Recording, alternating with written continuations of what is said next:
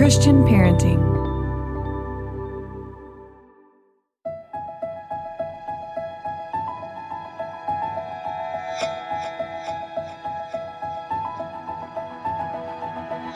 Welcome to the Living Wholehearted podcast. We are Jeff and Tara Matson, a husband and wife team who is shrinking the integrity gap in our own lives and helping others do the same. I'm a leadership and organizational development coach, and Tara is a licensed marriage and family therapist. We believe that if you have a following, you are a leader, and how you lead matters. Whether you are leading in the home, work, or community, we are bringing you biblical, clinical, and relational wisdom to help you in every relationship that matters most to you. None of us do this perfectly, but we are leaning into the reality of our humanity and profound wisdom of grace.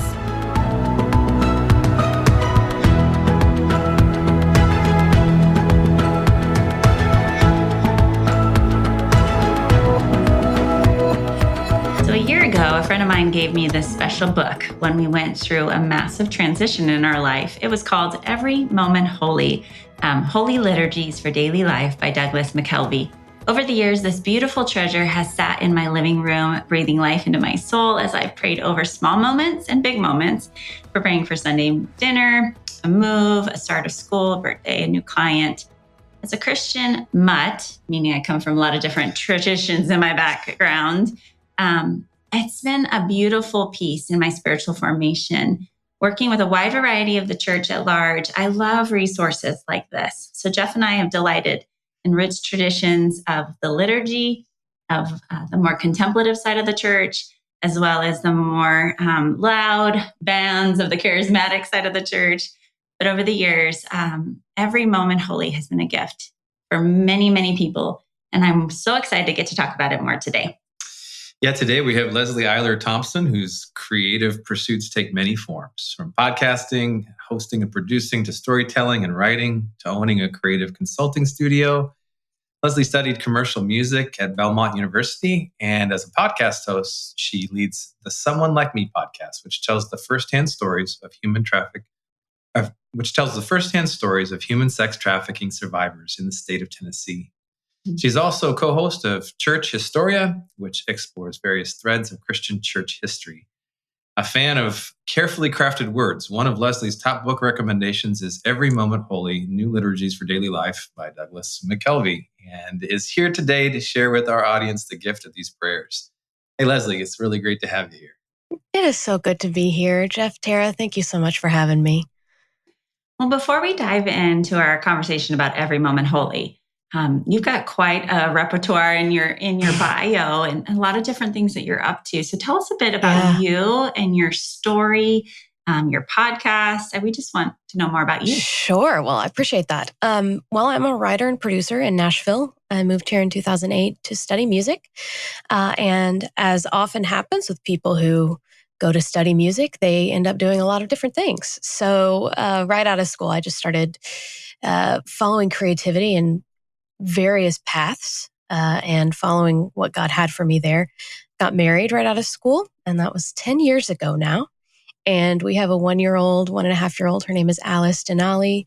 And I have been working with Rabbit Room Press to develop some resources for Every Moment Holy, which is why I'm talking to you today, some free downloadable resources in the past year or so.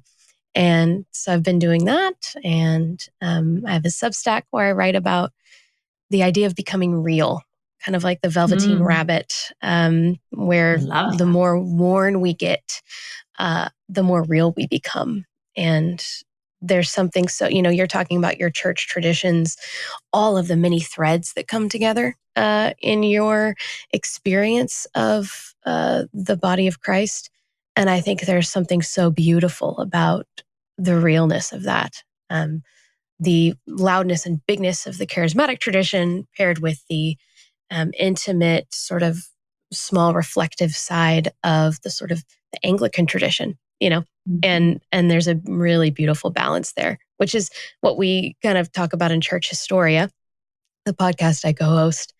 And I have my hands in a lot of different stuff, and I love it. I like to keep interesting. Yeah. Your wiring tells me you like variety. I do too, and so I'm intrigued. So the right hand doesn't know what the left hand's doing, but they're all interconnected. I hear it. So true. So true. Oh, well, Leslie, you said that every moment holy helps readers practice the presence of God. Yeah. What might that look like in a person's usual daily routine? What are you trying to help them to connect to in this resource that you recommend? Yeah. Well, listeners might know of the book, The Practice of the Presence of God. Brother Lawrence, it's attributed to a man named Brother Lawrence, who was in the 1500s, was a monk who was just known for always sort of having this presence of God about him. And so it's the book itself is just kind of a series of letters and conversations with this monk. And the idea was that he wouldn't constantly be praying in the sense that we think of prayer as sitting down or having a prayer journal. It was just in everything he was doing, he was aware of the presence of God. And in that same way, we can adopt that idea. And I think Every Moment Holy helps us with that. I mean, some of the prayers in Every Moment Holy are like prayers for domestic days, for the washing of windows, for home repairs, these things that we're doing that feel like things to check off a to-do list actually have a holiness about them because they have a purpose. We wash our windows because we want to create a beautiful space for ourselves and for our family that remind us of how God creates a beautiful space for us and how God created the world in its beauty for our flourishing. And so it's a reflection of that creator that we wash our windows, something like that. And so understanding that God's presence is in every moment is such an important part of, I think, of the Christian experience.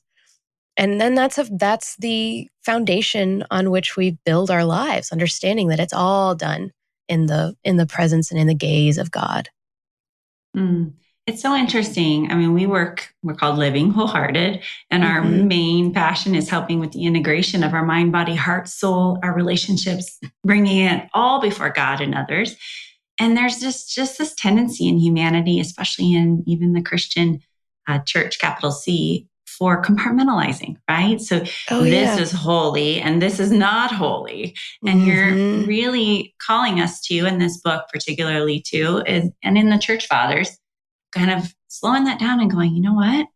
It's kind of all God's. And so how can we lean that way? Talk a little bit from your historic brain of like, why do you think we compartmentalize so much in the church, separating these things from each other? Well, I think it's the human tendency. It's the human thing to do. We go about life trying to get things done or to do things well. And I think the natural thing to lean on is check boxes, especially for people who really love check boxes and to-do lists. There are certain wirings. Yes. Right. That feels good to me. You feel that? Yeah, Many boxes checked a given day. Which is wonderful. We're all made differently. But there is a very human tendency to have to separate things in order to go through them. You look at it when it comes to trauma and grief, disassociation is such a huge part of people living these traumatic experiences. The women that I talk to in the podcast, Someone Like Me, the sex trafficking survivors, we intentionally take a trauma-informed approach. So we don't push for them to tell their stories beyond what they volunteer on their own. But there are themes of this sort of disassociation, this sort of like compartmentalizing of, well, that was that, this is now, or I didn't think I was being trafficked because, some things we just cannot hold in the same space. And it's a wonderful thing to know that God can and God does. And I think there are some things that maybe can't live in the same space. But holiness, understanding that every moment is holy, is the beginning of realizing that, okay, maybe I'm just preparing a meal for the 100th time in my life.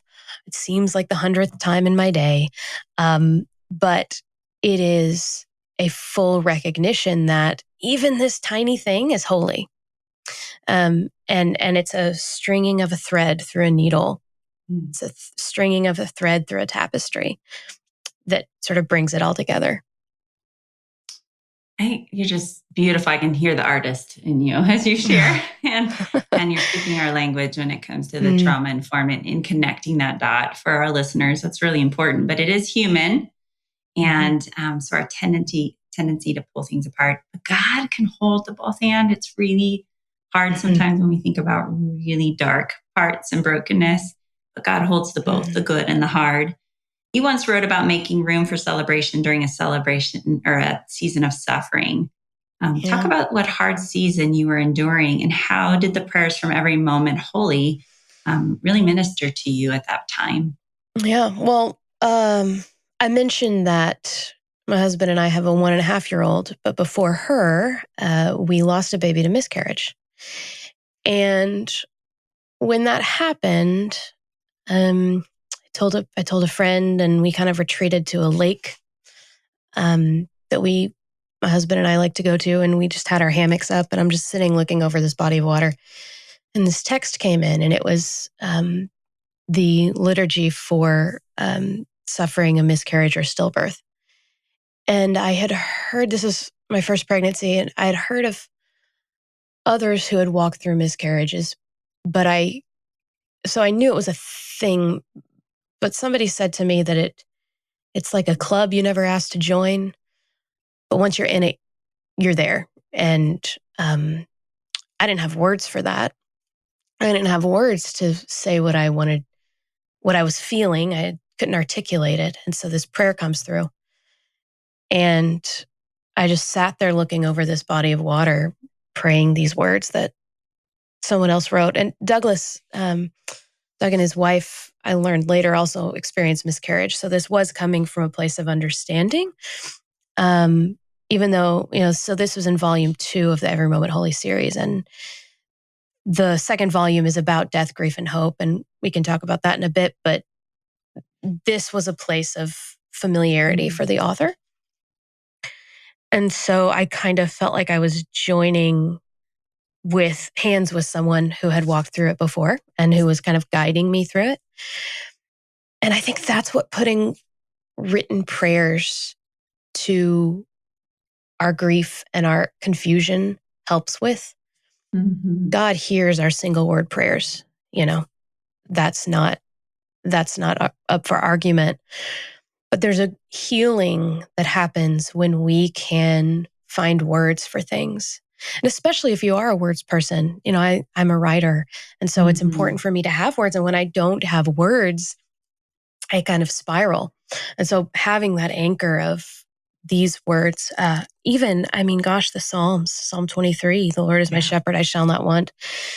These ancient things that saints have been saying for years and generations, even that helped anchor my heart. So having another resource to do that. And during that time, this was in September of a few years ago, and every year I do a fall celebration. I've done it for like 12 years. It's ridiculous. It's superfluous. It is just absolutely for fun. And so in September, we experienced the miscarriage, and October was coming up, which is my big fall thing that I do a blowout for. And I decided I was going to do a live stream because COVID was a part of the equation, and I threw myself into it. And I do think that was part of my grieving process. But I also so desperately wanted to find something. There were so many people that were grieving in the heavy COVID time. And I just happened to, because it was September, someone shared this video of, I think it was Jon Stewart, his first show back after 9/11. And it's fascinating to think about all these entertainers who are coming back for the first time after that, especially based in New York. And what do you say? And they have some of the best writers on staff. So they wrote this beautiful monologue about just, we could hang our heads in despair, and we do, and it's right. But we don't ask you to forget that tonight. We ask you to hold that. But we think we also need to laugh and to look at beautiful things at the same time. And so I'm in the midst of my own suffering and throwing myself into this project, kind of confused as to why I'm asking people to tune into a 2-hour live stream where I make fall treats in my kitchen. And this monologue kind of reminded me that God holds the both and, as you said, Tara. And I want to be sure to say that it's not that we need to seek celebration in our suffering necessarily. I think there are times when we can't, and that is right, and that is okay. But if it is not wrong to find yourself wanting to find something to remind you of the goodness of God in a way that is light. There's a reason why entertainment skyrocketed in the Great Depression. Shirley Temple was just this adorable little thing that people wanted to just look at, something that was beautiful and innocent when they've lost their innocence, And I think we need that balance. There's a balance to that status quo. Equal and opposite reactions, right? And so that was a particular time for me. I mean, I could tell you many stories of these prayers in every moment holy that have reminded me of that. But that's probably one of the biggest moments in my life when this resource became so important. It sort of galvanized my use of it in a daily practice. Parenting is the greatest role in the world, and it's also the hardest. It's rewarding, challenging, heartwarming, and exhausting. Sometimes it can even be confusing. That's why Christian Parenting is hosting their 5th annual Perfectly Imperfect digital event called Every Parent Wants to Know. They have some really great friends and experts who are sharing their insights, experience, and wisdom to give you the answers to questions we're all asking. Jeff and I will be talking to you about how to raise children with healthy sexuality.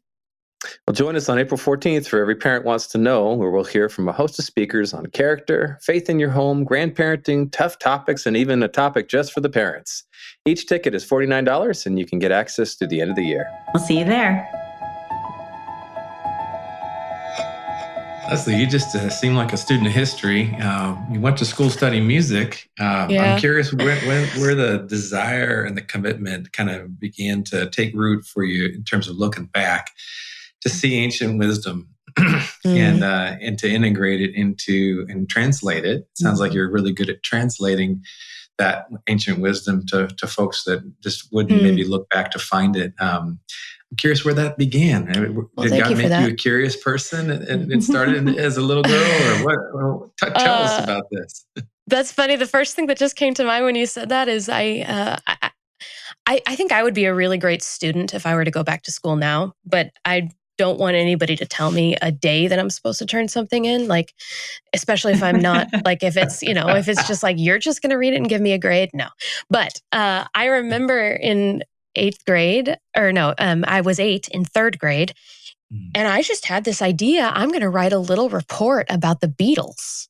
Okay. And I can't tell you why. My parents didn't listen to the Beatles. I'm not even that much of a Beatles person. I recognize their importance in musical history, but so I wrote a little report and I went into school and I wanted to present it. And the teacher, bless her heart, was just like, okay. And I remember it being a moment of chaos where she gave me like 2 minutes. I could have the floor for 2 minutes, and I just read my report.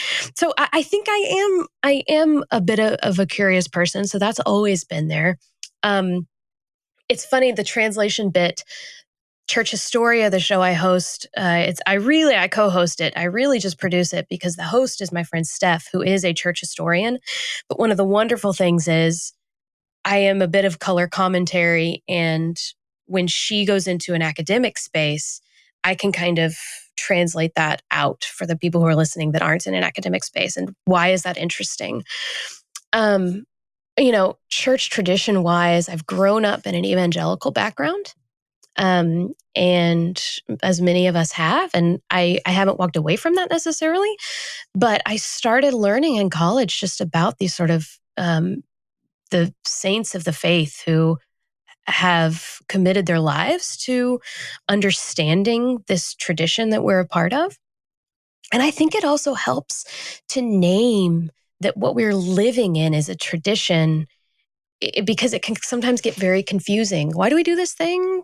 But when we say this is a tradition that helps us understand the faith that we believe, it almost makes things clearer and it makes things more purposeful and intentional, rather than this sort of ambiguous, I just do this because I do this because it's just what my parents taught me. And so when we can learn about that and actually name it and articulate it, I think it just makes everything so much more rich, right? And understanding the community aspect, the ritualistic nature of weddings. By the way, my friend Steph, way before we had the podcast, we were having tea and we were talking about weddings, and she was like, yeah, weddings, they're really just like important for the ritual nature of the community. And I was like, huh? Go on. And that was the first time I connected the dots. Just, this isn't necessarily a party. There's a reason why we ask people to be there, to witness it, because it changes the fabric of our communities. So it's those sorts of things. I just get so giddy about it. It's just so much fun, right? Yeah. It makes me happy to see you engage in your passion. I love it. Yeah. And I love it. The translation piece is a beautiful and necessary part. And one of the things I love about the church is the variety and the both and again, our human nature, we kind of want to go right or wrong. The more trauma we've had in our stories, the more all or nothing we become. And then you add our natures, just our wirings, the checkbox part of us, or the more free-spirited, don't give me a deadline kind of person. Right. So you add all of that piece in there, but just God he just is an artist. He's a master artist with such great purpose. And so the history of the church is an important piece for all of us to understand. And the liturgical part of the church gives us ground and just consistency when there's a lot of chaos, as you're describing, and a lot of loss. We have something we can go to when we're without words. So it is a time of Lent right now. And Lent, some people don't really think about Lent at all in their traditions. Right. And others, and they're thinking about the resurrection, right? Sunday, Easter Sunday, and they're missing all the process leading up to. And others are heavily paying attention to the season of Lent and really processing the death of Jesus. And then a lot of us are uncomfortable with the Saturday between Friday and over Sunday the board, because right? we don't like the grieving part. And they got the charcoal on the forehead. And I grew up with a lot of Catholic friends who Catholic was just sort of not necessarily something they believed in. It was just the thing that they did was being a Catholic. And so Lent in my high school, kids would show up with the cross on Wednesday morning, and then you'd ask them about it. Oh, I'm giving up, whatever. And they couldn't really tell you why. And part of that is just being a kid, right?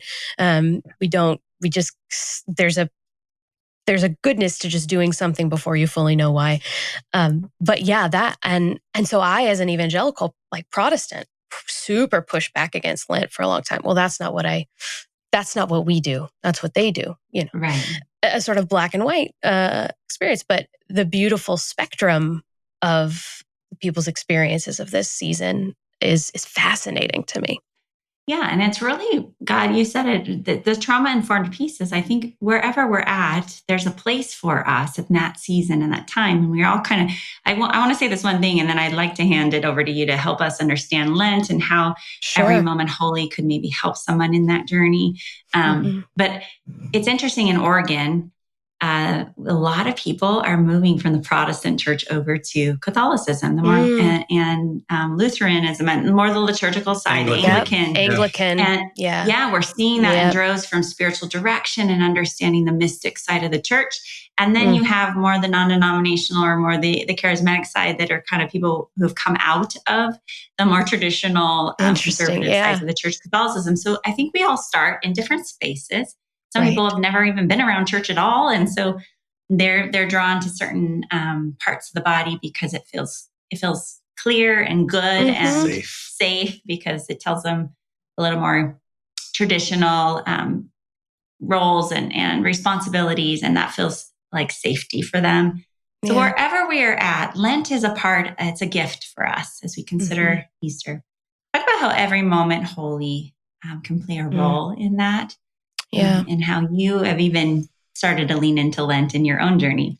Yeah. Lent, Advent was an obvious thing for me to, in my own practice, start to be more intentional about Advent. Lent is a little bit of a straggler there because I did grow up with that sort of background of like, well, that's not for me, that whatever. But, Lent being the 40 days to symbolize Jesus in the desert for 40 days and then the Israelites wandering for 40 days, the idea that there is a time before something is completed, that to honor that time of wandering, to honor that time of going without, to honor that time of where are you, oh God, and so volume 2 of Every Moment Holy actually came out for Lent, right in time for Lent. The topic is death, grief, and hope, and it's heavy. I would say, volume 1 is the one you want to give as a gift. It's the one people want. Volume 2 is the one you need. So I actually give, when I give things as gifts, I give them as a set, because unless you know someone well, to give them volume 2 would feel very intrusive and feel very uncomfortable. It's got some very specific things like a prayer for my friends when I am dying, a prayer for the final hours, these sorts of like very intimate, very vulnerable moments, which is precisely reflective of the Lenten season and the sort of reality of humans and humanity. There is beauty, talking about celebration, there is beauty in the human race that God has created, but there is deep, deep sadness and deep evil and things that we don't know how to answer, very dark things that we don't know how to answer. And the church has done a really great job of celebrating of the Easter Sunday, but we are a Saturday people. We live in this Saturday zone where we are waiting for the completion of God's plan to happen. And what I appreciate about Lent and what I appreciated about some of the conversation around Advent that I'm hearing now is that there's an acknowledgement, especially when I had just experienced my miscarriage heading into the Christmas season. It was probably the first Christmas season I experienced, other than a death of a cousin a few years before, that I wasn't interested to do much. It was just a hard thing to ask me to be celebratory and sing jingle bells. And so that there was a Methodist church in town that did a live streamed service for grieving during Advent. And it was so healing to just hear someone, recognize the heaviness. And I don't, this isn't a new tradition necessarily, but I appreciate when we can recognize this. And Lent is a season where that's the point. We recognize the darkness that Jesus walked into when he was beaten, when he was killed, but then the light that came when he rose from the grave, on Sunday. But living in that Saturday existence is very uncomfortable. And so Lent is like an exploration of the Saturday. And so what Every Moment Holy has done is volume 2 is a really great sort of living in that heavy space and sitting in it. And that is right and good. But what we're developing this year, I've actually worked with them to develop a Lent journal, PDF journal. So it will be available, I guess, when this episode comes out. It's for free. Just go to everymomentholy.com/Lent. And their weekly guides leading up to Holy Week. And then Holy Week has a daily guide to walk you through. So it has a liturgy from volume 1 or volume 2 with prompts, and then additional scripture readings if you want to take that further and spend some more time.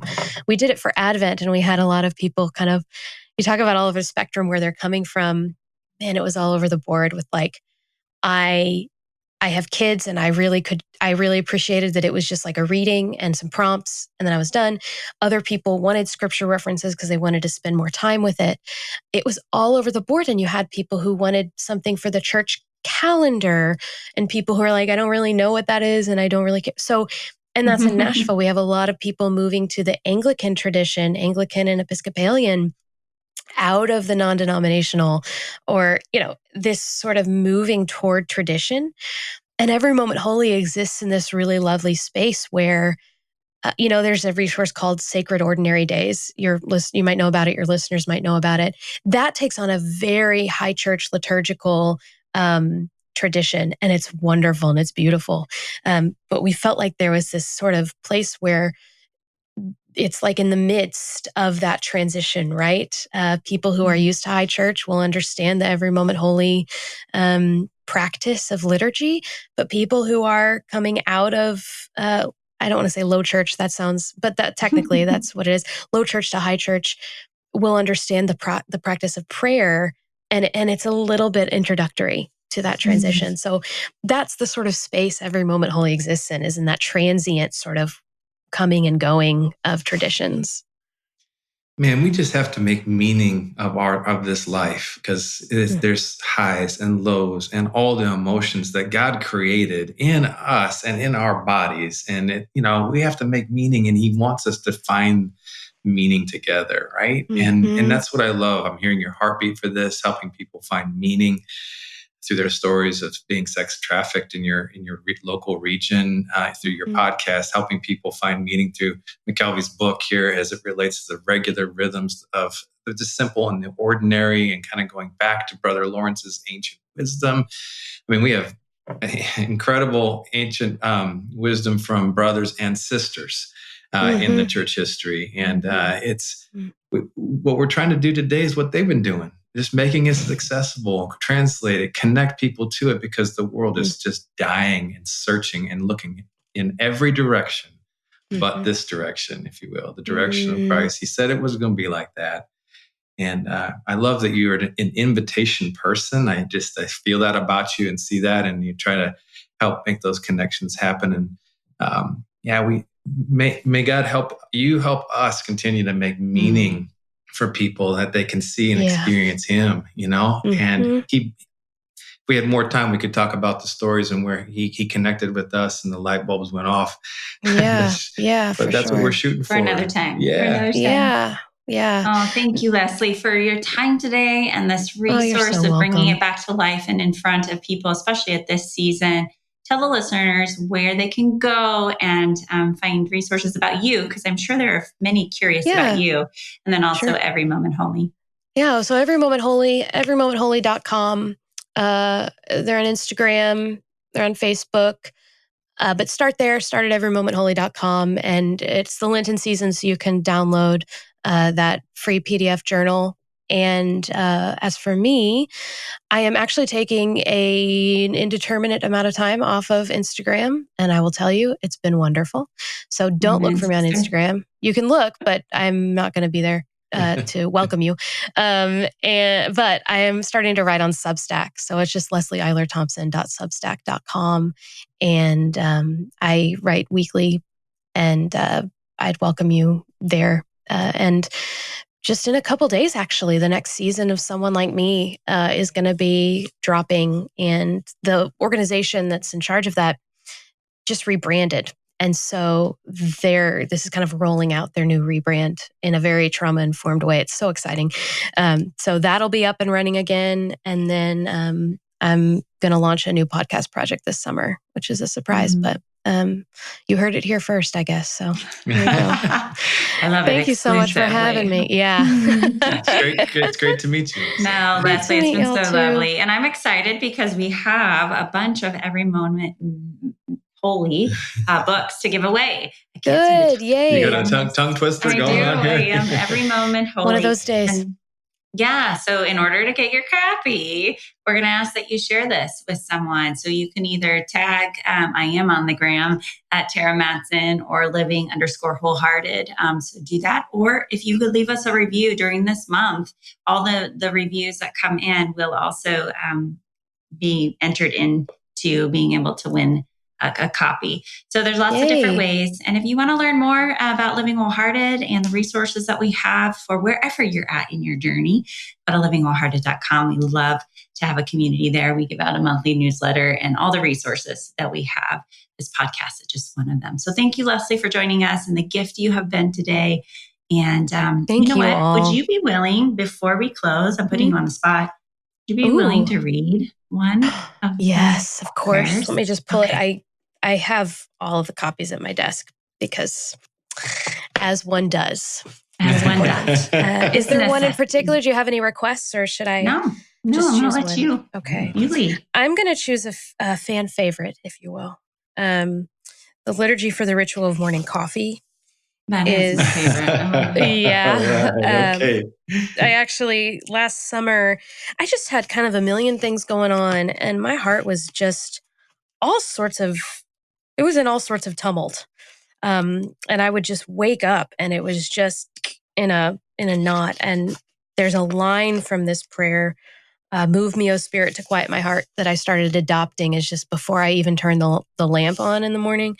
And then I still do that every morning. I just say that a few times and breathe. And so this is a short liturgy for the ritual of morning coffee or tea. I will add that caveat if you're not a coffee person. Meet me, O Christ, in this stillness of morning. Move me, O Spirit, to quiet my heart. Mend me, O Father, from yesterday's harms. From the discords of yesterday, resurrect my peace. From the discouragements of yesterday, resurrect my hope. From the weariness of yesterday, resurrect my strength. From the doubts of yesterday, resurrect my faith. From the wounds of yesterday, resurrect my love. Let me enter this new day, aware of my need and awake to your grace, O Lord. Amen. Oh, that sounds good.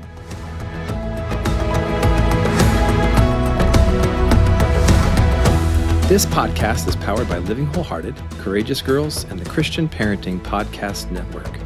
Thank you for joining us in this critical movement of shrinking our integrity gaps between what we preach and live.